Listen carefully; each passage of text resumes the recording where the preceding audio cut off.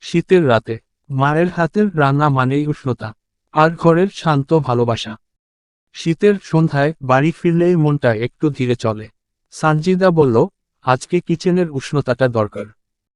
রান্নাঘরের মৃদু আলোটা দেখলেই বুকটা ভরে যায়। সানজিদা বলল, আম্মু, কি সুন্দর গন্ধ। আম্মু আগে সব রেডি করে রেখেছে, ঠিক যেমন সবসময়। আম্মু বলল, আয় আয়, আজ তুই আমার অ্যাসিস্ট্যান্ট। মায়ের পাশে দাঁড়ানো মানেই শেখা আর ভালোবাসা।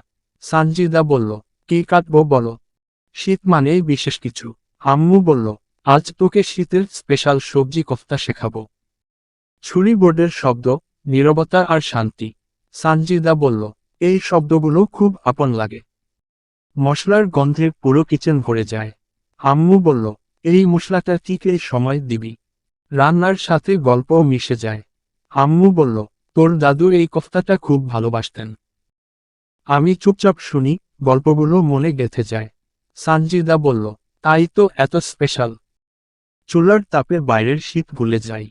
সানজিদা বলল, এটাই তো ঘরের উষ্ণতা। তেলের ছ্যাঁত ছ্যাঁত শব্দ, রান্না যেন গান গায়।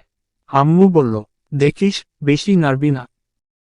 মা শুধু রান্না করেন না, ভালোবাসা বানান। সানজিদা বলল, আম্মু, তোমার হাতেই সব আলাদা লাগে। পরিচিত পায়ের শব্দে বুঝি আব্বু এসেছে। আব্বু বলল, গন্ধেই পেট ভরে গেল। একসাথে বসা মানেই পরিবার। আম্মু বলল, চল, খেতে বসি। নিজের হাতে বানানো খাবারের প্রশংসা আলাদা আনন্দ। আব্বু বলল, খুব ভালো হয়েছে। সানজিদা বলল, আমি শুধু সাহায্য করেছি। আজ বুঝলাম, শীতের উষ্ণতা শুধু খাবারে না, মায়ের হাতেই থাকে। সানজিদা বলল, এই স্মৃতিটা অনেকদিন থাকবে। আজকের গল্পটা শেষ হলো। শীতের রাতে এই ছোট ছোট মুহূর্তগুলোই মনে গেঁথে থাকে।